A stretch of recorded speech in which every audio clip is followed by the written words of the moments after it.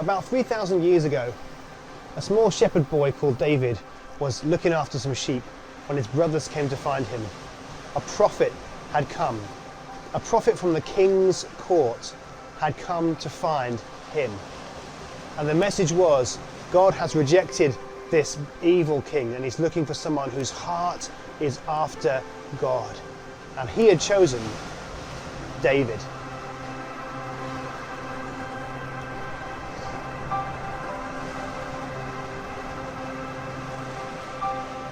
So in secret, and while he was still really a boy, David was anointed king over Israel, despite the fact that Saul was still actually in power. To start with, things went really well, and David was in Saul's court, and then there was a big battle between all the people of Israel and the Philistines with a giant called Goliath, and it was David, not Saul, who won that battle. Well, from that point, things went really downhill, and Saul became angry, and he became paranoid, and he became jealous, and pretty soon David was on the run.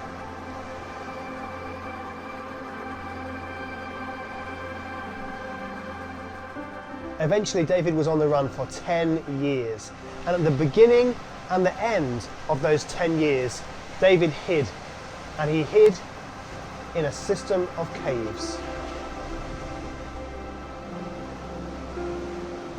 The caves were in a place called Adullam, so it's called the Cave of Adullam. And while he was there, first his family came to visit him and they stayed with him, then his extended family came, and then soon all the people who were disillusioned with how King Saul was running the country into the ground, they started coming as well, and soon people who were in debt, people who were in trouble, people who were disillusioned, they all arrived. And soon King David to-be had 400 men in this system of caves, living as outlaws with him.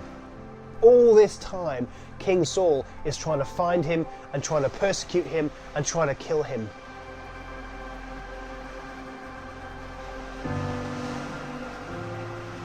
I just wonder what would it have been like to have lived in secret, in caves and in valleys and in the hills, always on the run for 10 years. What would it be like not being able to see your friends? What would it be like? How would they cook? How would they sleep? How would they get their food? How would they look after each other?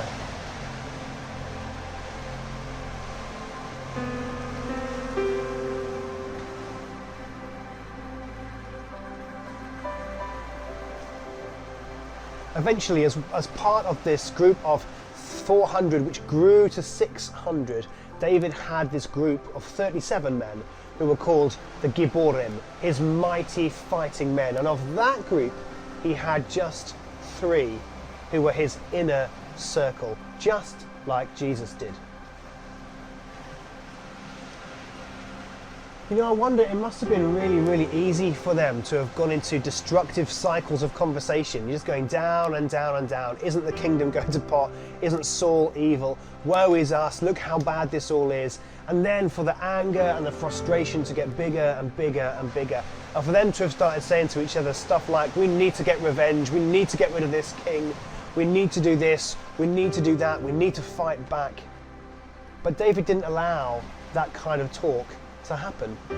Instead, they turned into like the A-team of the Bible, or the Robin Hood and his merry men of the Bible. They looked for where Saul was doing things that were evil, where he was getting communities and ravaging them, where he was slaying people if they knew David, and they would go ahead and they would go behind and they would bring aid and they would bring counsel and they would bring help and they would protect. David made a choice. While we are on the run, we will not do what is wrong, and we'll be consistently good. You know, when you hear the word good, often you have like a childlike goodness in your head. You must be good means please do what I say. It means like sit quietly when you're supposed to, read this, do that. But actually goodness is much deeper than that. When David decides he is going to be consistently good, it means he is going to consistently do the right thing day after day after day. No matter who is after him, no matter what the situation, that whether they've been living in a cave for a month or 2 months or 10 years, they will only do what is right. And they get that value system from how God is. What would God do in this situation? Who is God? How would God react? God would protect.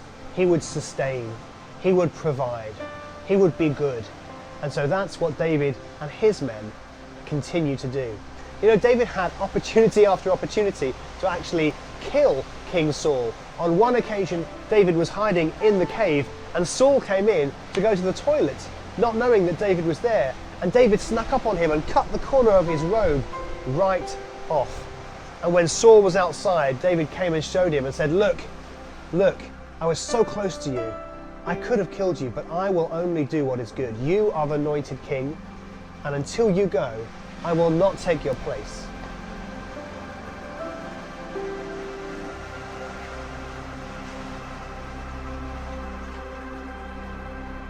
You know, I just wonder how many of us are going through cave-dwelling times when we feel isolated, when we feel cut off from the norm, when we feel like the situations of the world are totally against us, as if the world itself could be persecuting us, and we have to hide away.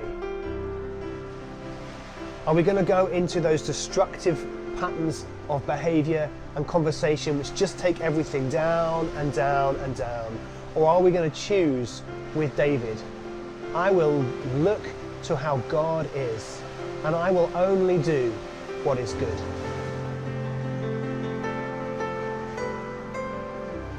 You know, when David finally became king, he became Israel's most celebrated king. He united the country, they had more prosperity, and they had more wealth, they had more peace, they had more freedom, and they had more ability to worship God than in any other time since or before in the whole of Israel's history. And it's because 600 people hiding in caves decided on the culture they wanted straight away.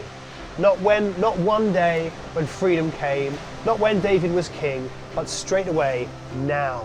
What they were living now, in those cave days, is what made all the difference. So may we not despise our cave days. May we not despise the times where we feel like we have to be isolated and alone. May we decide on the culture that we want to grow, and instead of forming negative cycles, may we look for who we could be and who we should be, and be those things ahead of time.